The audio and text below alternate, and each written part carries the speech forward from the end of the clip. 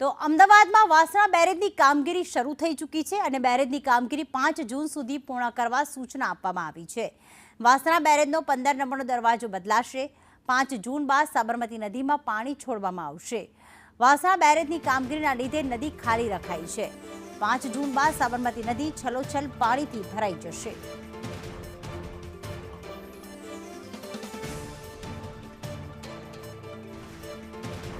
ગુજરાતમાં ચોમાસું સારું રહેવાનું અનુમાન હવામાન વિભાગ તરફથી કરવામાં આવ્યું છે। સાથે જ ગુજરાતમાં વાસણા બેરેજની જે કામગીરી છે અમદાવાદના તે તમામ ગેટની કામગીરી શરૂ કરવામાં તો આવી હતી અને આ સાથે જ 5 જૂન સુધીમાં આ કામગીરી પૂર્ણ કરવાનો એક નિર્ણય છે તે લેવામાં આવ્યો હતો। જ્યારે વાસણા બેરેજનો 15 નંબરનો દરવાજો છે તે બદલવામાં આવી રહ્યું છે।